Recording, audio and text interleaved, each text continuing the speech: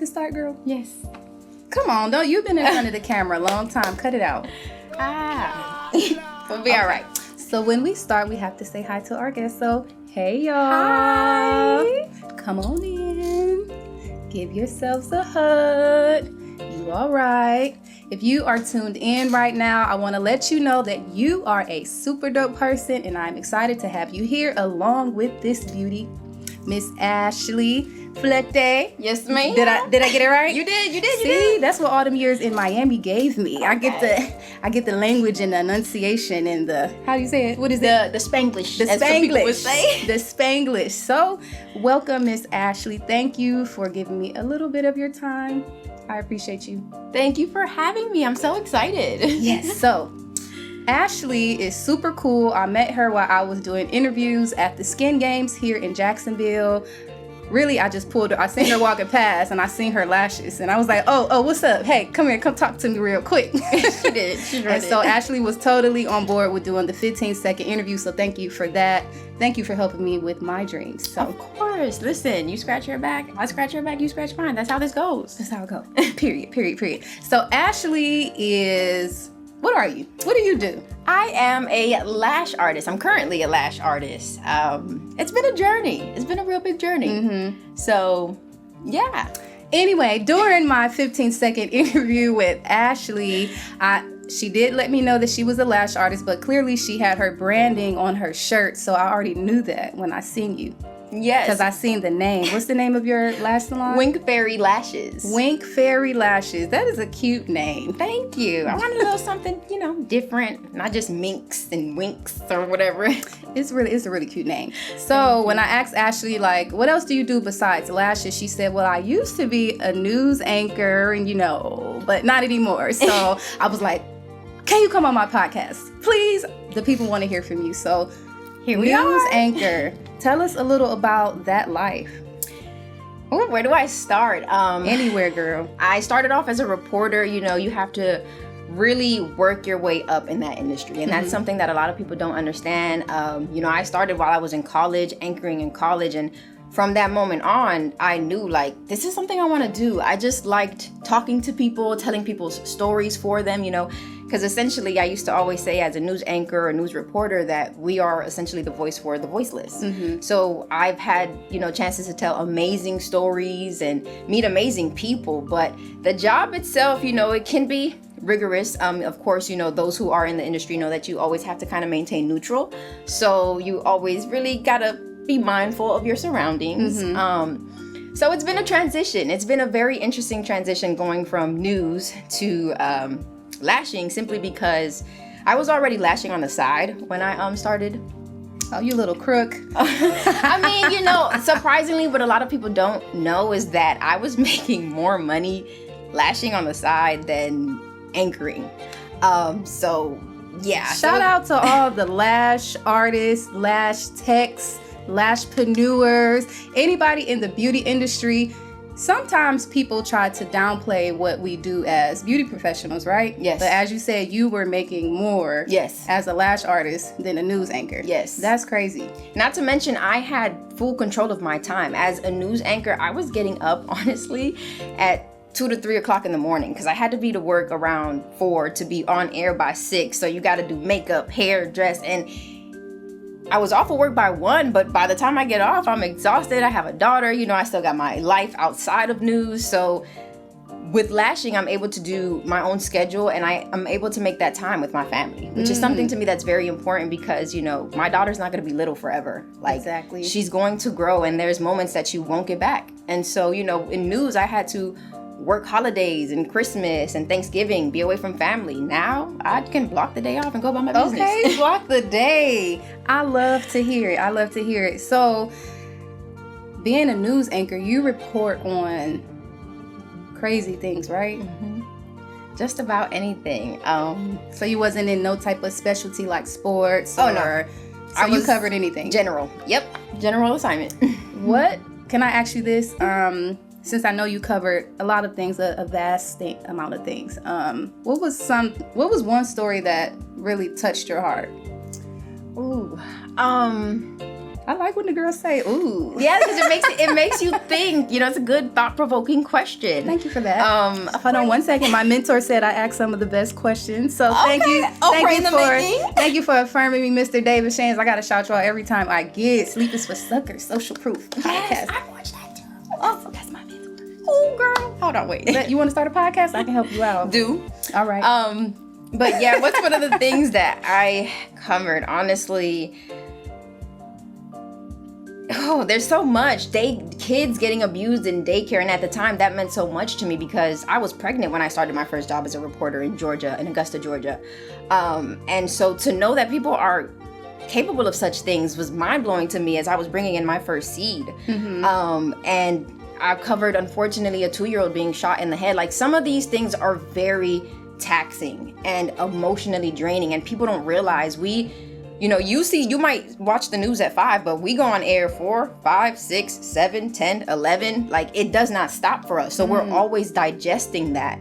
And it takes a toll. It really takes a toll. And that's something that people don't talk about. But I've just covered amazing stories. I mean, I've covered, events like the Masters, the golfing. One of the stories I think that really still stands out for me till this day is a story in Georgia. There were 3 inmates. One of the guards was actually having like a heart attack or a stroke, something where he basically fell out of his chair, and I was able to get all of this footage. I seen that. Yeah. When the inmates helped him? Yes. Oh, yeah. Go ahead, sorry. And I was able to get all the footage of the jail, and you can see he falls out the chair. He tries to get back up to like press a button so that somebody can help him or release, and he actually ends up opening a door or a cell to one of the inmates. And like the inmates run and they like trying to get him and situate him, and they're calling for help or the backup. You can hear it all, and it's just like, these are people who are labeled as whatever they were put in this place for, but regardless of what they were labeled as, they still saw it within themselves to do good. Because you don't know if that guard was nice to them, or you don't know what treatment they get, but regardless, they took that out of the place and just was like, this is somebody's brother, husband, dad, something, like, let me help. And so that to me was just mind-blowing, because we all stereotype and we all go through stuff, we all make mistakes, but it's just like sometimes those mistakes can really cost us, but that does not signify or define who we are. Like, that's just a label. So I like something that you just said. I'm a big person with words. I may not know all the words all the time, but I love to make people feel good. And a word that you just said just stuck out to me. You said you're always digesting the stories that you hear. So since you're always digesting any type of story that may linger with your spirit and your heart, like the inmates did in Georgia, how do you purge yourself from that? How do you leave it at work? Ooh, I did not watch news when I got home. As much as you kind of want to, because you want to be abrupt for the next day. I just was like, when I get home, I'm done. I don't want to hear it. It doesn't exist. I like to be out with nature, so anywhere I could be in grass, just getting fresh air, any water. I'm a beach kid. Like, I grew up in NMB, North Miami, North Miami Beach, North Miami Beach, excuse me, and I'm an Aquarius. Like, it's just. You're an Aquarius? Yes. When is your birthday? January 28th. Mine is the 26th. Of January? We are soul sisters. Get out! Oh my God. This is why we connected the way we did. Jesus, hello. We are girls. Yes, I mean, look, you already soul ties, whatever they call it, all that. Yes, that is so amazing. I love an Aquarian we're good woman. People. We are. Aquarian men are pretty cool too. I think we the coolest on the zodiac. We easy. We're vibes. We passed the vibe check. That's the whole vibe. What was I asking you? I forgot. Just how do I get rid of that? So that's one way. I like to be anything with water. Spending time with my family. Like, I love my daughter. I love my boyfriend. They get the goofy part of me that they saw the side of me that the news didn't get to see because I was in character. So just music. I love music. What type? Anything. I listen to country. I've listened to Spanish music, Haitian music. I mean, I share an island with them, so why not? Yes. Everything. And so it moves me because it's like, yo, somebody felt some kind of way to make such a beautiful melody. Yes. Like, wow. That's, you know what I hate? When people say you can only like one type of music. No. I totally disagree. I mean, you don't like one type of food, do you? You eat different foods. You wear different clothes. I mean, well, people say this about me because I can literally have a playlist on, and you'll hear a little country, and then the next song would be Project Pat, and then the next song would be Kirk Franklin. Oh yes, listen. and then I'm gonna have my meditation music on right after that. So I'm always in a space where I just like to go with the flow and feel. So however I'm feeling is what's gonna come up. Hello. But music is so dope. It's moving. Okay. I mean, it's a beautiful place to be when you're in it with music. That's a good way to purge from things that don't make you feel good on the inside. Music makes I'm you not feel gonna lie to good. you. What? There is one song that instantly it changes my entire mood, life, anything. If I'm in a bad mood, like put I Wanna Dance with Somebody on by my girl, and I am Whitney Houston? Yes. Oh, listen, you cannot. That is my go-to song. Whenever I'm in a mood, I'm like, hold on, give me a second. Go through music, puts it on. All right. I start dancing. It just, I want to dance with somebody. Who introduced you to that Like, song? I mean, I know music. I know music. Well, that is beautiful. That is a beautiful way to purge and reconnect in nature and music and everything that the universe has for us. So good for you, good for you. If your daughter was interested in becoming a news anchor or a journalist and doing any kind of broadcasting, would that be a direction that you push her to, or you would kind of sway her somewhere else? I want my daughter to follow her own dreams. You know, I personally would tell her, look the other way. Just because there's so much in the industry that you don't really understand until you're in it and experiencing it. But honestly, I wouldn't push my daughter to even go to college. If that's what she want to do, I mean, she'll have the funds for it and all, but I will tell my daughter, look, when you graduate high school, of course you got to do that, but you got some options. You can start your own business, get a trade, get a skill, something, or you can go work for somebody else. Now, the reason I say that is because, as you mentioned, as we've been talking, I was a news anchor. I'm now a lash artist. How did I get there? I lost my job. I, reported an issue, lost my job for it. It's public. It's a class action lawsuit. I was able to, give other ladies the platform to tell their story, not have to go silent, because that's something that even till this day, women are still being pushed to be silent.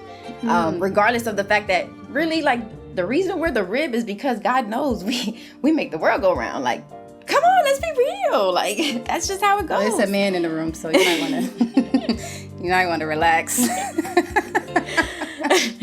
But I'm just saying, like, sometimes, we're the ones that they come to for answers. Yeah. Oh, what's this? Or help me with this. Sometimes we just know it. So it's just because when that happened, it was snap of a finger. I had a job the next moment I didn't. Wow. So to me, I told myself, which is why I'm on the journey that I'm on now, this entrepreneurship journey, I would never, ever allow anyone to put me in that predicament again where I have nothing. Please repeat that again. I will never, ever allow anyone to put me in the predicament where I have nothing. Please say it again. I will never, ever allow anyone to put me in the predicament where I have nothing. I have goosebumps just That saying is an affirmation. Like, extreme affirmation. That is an affirmation right there. And so, I like that. Yeah, it just, I have a kid. Like, she was 2 at the time. What was I gonna do? Like, I still have to take her to daycare, feed her. Like, you see, I'm not even thinking about me, how I'm gonna eat. I'm thinking about her. Mm-hmm. And so I was so thankful that I was lashing on the side, that when that happened, I was like, and it's God. I tell y'all, it's God. Because I felt like, so I knew something was coming. I felt something was coming. I just didn't know what. Just because I'm very, like, in tuned with myself and things around me. I would ask answers. I would ask questions, wouldn't necessarily get answers. And like, I'm not stupid. I wasn't born yesterday. Come on now. And so that actually pushed me to start writing my own devotional. And so with that, it was kind of just like, all right, how do I keep myself in alignment? How do I keep myself focused and straight? And the devotional came about, and it was just a way of God knowing how to do things. Like, because I felt like he was like, all right, you keep saying you want to be an entrepreneur, you want to try this, you want to grow a business, you don't want to work for nobody else. But I was comfortable in the seat that I was in. I was comfortable in the anchor seat because that's all I knew. So when God pushed me out of that building, he knew, all right, you got to be uncomfortable. Like, you cannot be comfortable anymore, because you will not make it anywhere being comfortable. You have to be uncomfortable to grow. And I've been uncomfortable since that day last year in February 25th. It's literally been a year. This a year. Yeah, I've been uncomfortable for a year, and I've gone through it. You know, depression, of course, because that's all I knew. Like, everybody in my family knew that's the news anchor. Like, they knew. And so not only did I already have to go through the challenge of being pregnant, trying to get a job in news, but then it was like, all right, I got it, I did it, I made it to the national level, and now it's gone. Let me ask you this. Wow, that's a lot. That's a lot to consume right now. So since you are not on air anymore and that's all that you knew, did this compromise or challenge your self-worth as a person? Because you are the news anchor to your family and to the world. You're the news anchor. What is your identity like? Did this really challenge your self-worth?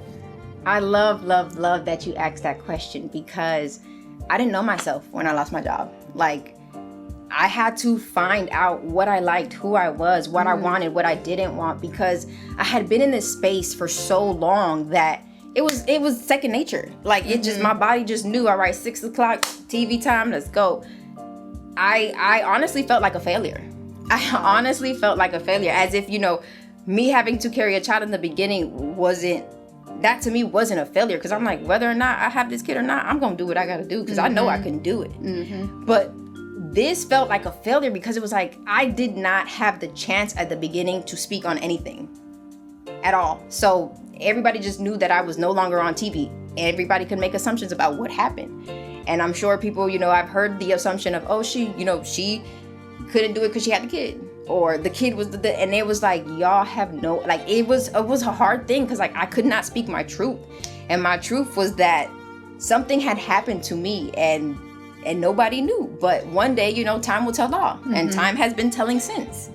So now I'm so thankful that God put me in that room, as what I like to, you know, think that I was the youngest person in the room, and I was the most vulnerable, but he used the youngest person in the room to make the biggest footprint, which was, had I not decided to, you know, choose to go legal, to get legal actions, Speak up.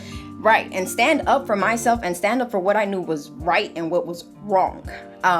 Who knows if those other ladies would have been able to just have that weight lifted of, it wasn't me, it was, you know, them kind of thing. So yeah, it was.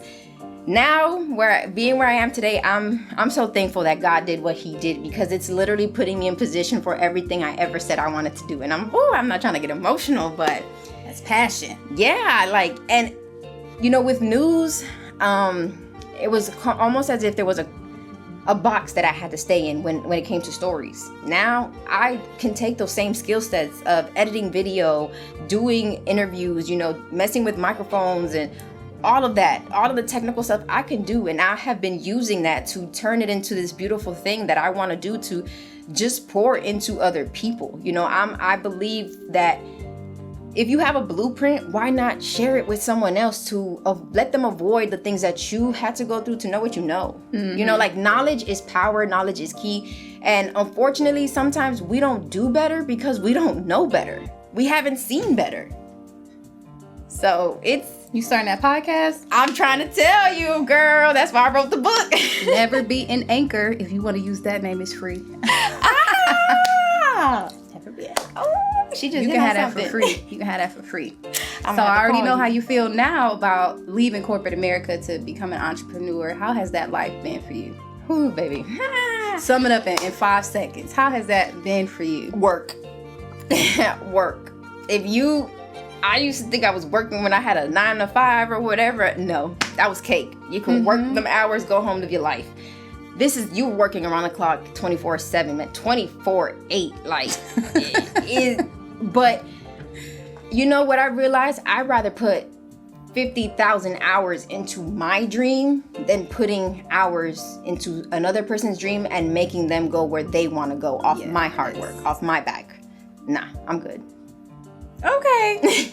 Okay, you over here talking a little bit. All right, so let me throw a little thing in there. So imagine yourself as a flower, right? Because you know we are on the Bruised Flowers podcast, where we talk to absolutely courageous people who share their stories of being survivors at life and in business.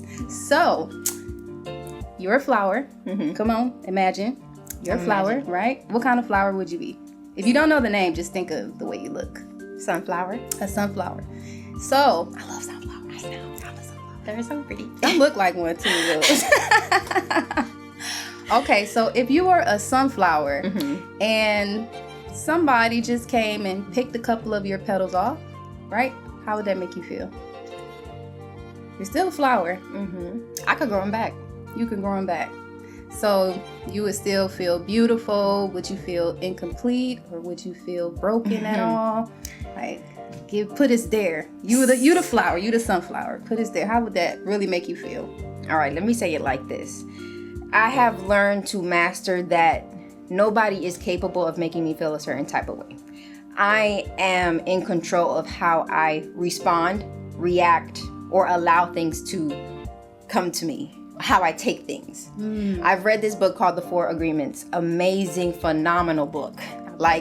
And you know, one of the things it talks about is that words are magic, there's black magic, and you cannot take anything personal, because what people do is a reflection of them, not you. You're just the mirror. You're just the mirror.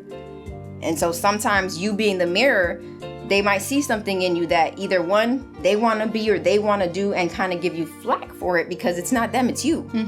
But I like to say, as my girl Cardi B said one time, don't be that why them and not me person. Be, ooh, she doing that. Let me go over there and ask her how she did that. How'd you do that? How'd you get there? Because you never know what a person is willing to share with you. Yes. So I can grow my petals back. You know, the sun's always gonna shine, it's always gonna rain, and without those things, you don't have a flower. So as long as I have sun and as long as I have rain, that will nurture the soil, and the soil will nurture the flower, and that's how it goes. That is beautiful. That is a corporate answer. But an answer of an entrepreneur as well. That is beautiful. Yes. So since I know that you live on affirmations and motivation and positivity, like, how does this propel you forward in your daily life? Like, how do you keep yourself motivated to be this way, to stay positive? And honestly, from a young age, I was always told that I was very resilient. Always, you know, and that's a good and bad thing. But it's not until I was pregnant with my daughter that I really understood the impact of manifestations. And I say this to say, after having my daughter, I was living in Georgia by myself. And I had Post-it notes posted all over my entire apartment. I mean, pink, green, yellow, whatever color, bright colors, so that it'd pick up your energy. And before I left the house in the morning and touched the switch, you know, I would read the affirmation, and it's just, you are beautiful, you know, things are coming your way. Honestly, I manifested my boyfriend. But that's another story. But I did manifest him, and I said, one day, you know, there's going to be a person that's going to love me and love my child as their own. And here we are. That's exactly what I manifested. I always like to make a joke and say I should have manifested a couple more things. But, you know, we a work in progress. We're growing together. And to just have someone like that, you know, is amazing. But you have to be so careful with your mind, because your mind is so powerful. Like, even now, sometimes I can find myself, you know, rearing off into a negative thought, and I'm like, no, we're gonna speak some positivity, take that back. We're gonna have a great day, we're gonna have a good day, we're gonna be the energy that people like. You have to speak it into yourself, because one, it's too much going on in the world and nobody's speaking it like into the world. So you have to speak it into yourself, and when you speak it into yourself, other people pick up on it. You picked up on my vibe. Like, here we are. And, you know, it's a constant work. You're constantly developing. You're constantly changing. You're constantly learning. So you can't keep the same habits. Sometimes things have to change with you. And one of them is how you speak to yourself. Okay, so you speak to yourself really kind. I want you to give our listeners a special edition on the Bruce Flowers podcast. Give us some affirmations. Give us some affirmations. I want. Oh, I'm holding my fingers. I am light. I am light. Mm-hmm. I am radiant. Mm-hmm. I am skillful and strong. I am willing to go through the lows to experience the highs. Everything that comes to me, I'm worthy of it. Everything that touches me, I help grow.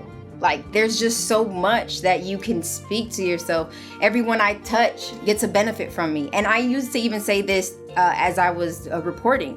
I used to, because you got to make people feel comfortable with you in order to talk to them. Mm-hmm. And I was talking to people about everything. So I used to always crack a joke or two, just be a fool. Like, when somebody makes you laugh, that makes you comfortable. Mm-hmm. So I would always try to crack a joke, one or two.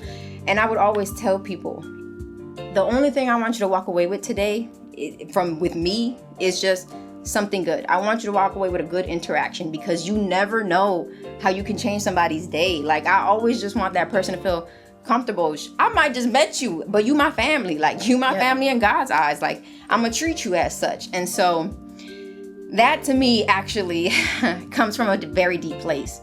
I had a cousin who committed suicide when I was in high school. And I've always, at that time, as you're going through your healing, I was like, why didn't I reach out on Facebook? Like, why didn't I talk to him? Like, why didn't I, you just wonder, like, why didn't I reach out? Why? We were so close when we were in person, but, he lived in Dominican Republic. So the only way we really could communicate was Facebook at the time. Mm-hmm. And it was just always like a, what if I could have just, hey, you okay today? Like, how you doing? You never know. Like, it could have helped. You could have gave him that avenue to just release. So that's why I always try to carry a great interaction with anyone. Something, I just want you to walk away with a smile, because I never know the impact that I could have on you. Like, you might go home and say, you know what? Tomorrow's gonna be a better day. I'm gonna take what I did today and just start over tomorrow. And so that's just kind of why I am how I am. Everybody right now, put your arms out like a T and give yourself a hug. You gonna be all right. That was so beautiful. Thank you. It's that Aquarius energy. Okay, before we wrap this up, I absolutely loved having you here. But before we wrap this up, was there any question that I could have asked you? Before you leave out, I don't want you to get in your car and say, dang, I wish she would have asked me this. Is there anything that you just want to get off your chest, or that you feel like can help somebody else? Stop worrying about other people. Stop looking at other people and comparing it to your journey. And I say that from a place where I'm speaking to myself, because you never know, like, what God has aligned for you. Take a chance. Put yourself in uncomfortable positions. Bet on yourself. And I'm getting emotional because bet on yourself. Like, you never know where you can take yourself. You have to grind. You have to put in the work. But in my book, I say, because I climbed Mount Fuji, I made it to the top. Oh, wow. And in my book, I end that prompt with, the view at the top has no justice when you're trying to look at it from the bottom. So sit with that. I want to hear that again. Can you tell us again what you just said? The view at the top holds no justice when you're trying to look at it from the bottom. The view at the top holds no justice when you're trying to look at it from the bottom. Yeah, so like right now, if we're looking at a skyscraper, you understand, we oh my God, it's so tall, Mm-hmm. But when you get on that skyscraper and you're looking out into the world, you see buildings, you see cars, you see people looking like ants. You would have never seen that or even know that was a capability from the bottom. You had to get on the elevator, go up them stairs. Even if you're afraid of the elevator, you got to get on it and get up there. But when you up there, you're like, wow, I'm so glad I didn't stay where I was at. I'm so glad I didn't stay comfortable. That is so powerful. I don't think we could have closed it out any better than that. We're going to put a pin right here because you absolutely have to come back. Yes. You agree? I listen. It's on camera. No it's on camera. Listen, I'm like emotional because I just love this. I'm definitely coming back. Okay. If you have me, I'm here. You can come back, girl. You down the street. It's cool. I'm gonna skip. So you guys, we don't have anything to sell you, but if this episode resonated with you and it made you feel good, please share it out with anybody who you feel like it could help. All right, so you guys, we are going to end this here. We don't have anything to sell you, but if this episode resonated with you in any type of way, please share it out to whoever. We love the support. Leave us a review, 5 stars. You can check us out on Apple, Spotify, Stitcher, what else? YouTube, Everything. Facebook, all social media platforms. It was an absolute pleasure having you here. It was an absolute honor. Don't do that. We be out here honoring or whatever. Yes, you gotta be there for your people, man. Have to. Thank you so much. Like, breath of fresh air. But I'm going to see you all back here next Tuesday at 6 p.m. for a weekly episode. Bye.